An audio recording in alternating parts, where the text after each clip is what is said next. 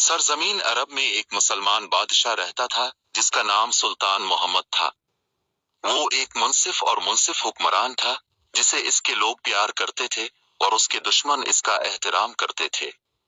सुल्तान मोहम्मद एक मजबूत और बहादुर रहनुमा था जिसने अपनी फौजी मुहिम्मात के जरिए अपनी सल्तनत को वसअत दी थी और अपने लोगों के लिए खुशहाली और अमन लाया था। एक दिन एक गरीब बूढ़ा आदमी मदद के लिए बादशाह के दरबार में आया।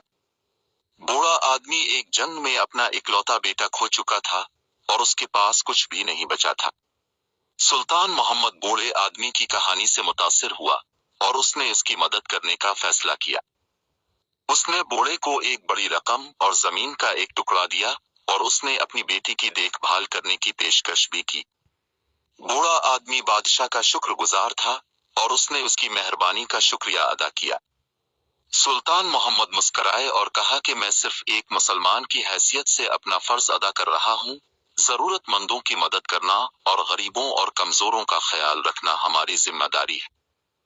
जैसे जैसे दिन गुजरते गए, सुल्तान मोहम्मद हिकमत और इंसाफ के साथ अपनी सल्तनत पर हुकूमत करता रहा। वो एक मुंसिफाना और हमदर्द रहनुमा था और उसके लोग उसकी मेहरबानी और सखावत की वजह से उनसे मोहब्बत करते थे।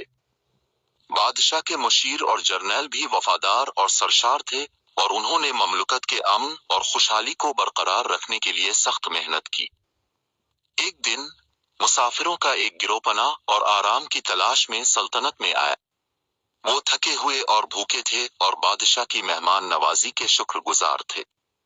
सुल्तान मोहम्मद ने उनका पुरतपाक इस्तकबाल किया और उसने अपने नौकरों को हुक्म दिया कि वो उन्हें खाने पीने का सामान मुहैया करे।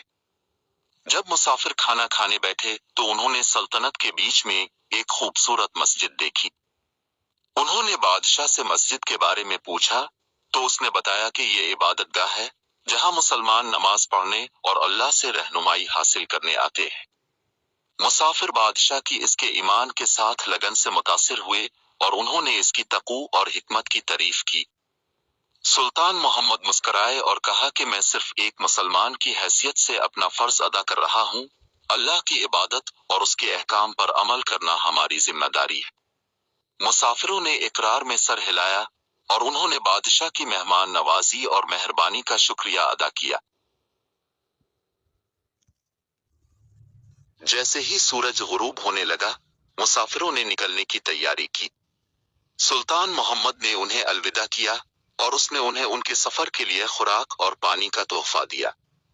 मुसाफिरों ने दोबारा इसका शुक्रिया अदा किया और उन्होंने इसकी मेहरबानी और सखावत को याद रखने का वादा किया।